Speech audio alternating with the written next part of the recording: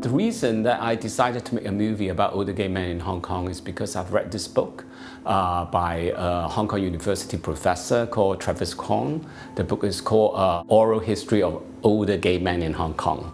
Well, for my book, I find there are a lot of common issues and problems that they've actually been facing. For example, the loneliness of being old and a sexual minority.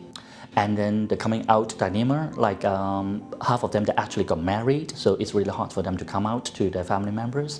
And also the longing for same-sex intimacy or to maintain the very closeted same-sex relationship. After I read it, I realized that this story has never really been told on screen before. So I asked Travis to introduce me to some of the interviewees. Travis said some of them have passed away already. And so I decided to meet some of the ones who are still alive. And I thought, wow, that's really interesting. After I met this, talked to them and decided that this is something that we must be told.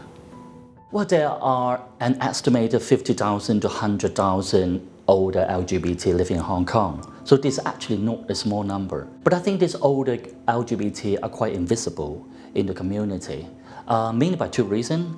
One is that they have been so get used to living in the closet, since they were young.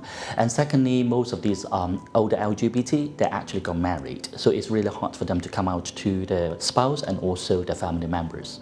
The age group of my two leads are in the 60 or 70 years old, and actors from that age group, they were used to be action heroes, and they really didn't want to play a gay role. And then the ones who said yes, they didn't want to do love scenes, kiss or hold hands or anything. So it was really, really difficult. I basically saw over 100 actors to finally find my two leads. I think a lot of the times there's these stereotypes about gay men, that they are young, they are fashionable, they are stylish, they are Western educated, but actually gay men are everywhere. And I really want to show that. In the Sham Shui Po area, I want to show that kind of working class men. And because the two leads in the two characters in my film, they're very working class, they just represent every man, and I want people to realize that.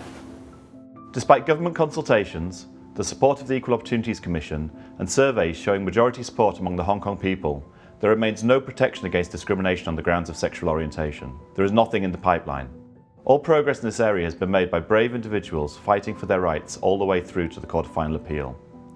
The story is more or less the same for protection against discrimination on the grounds of age. Although Hong Kong has an ageing population and there is broad support by over 70% of the population, there is still no plans to introduce legislation protecting against age discrimination.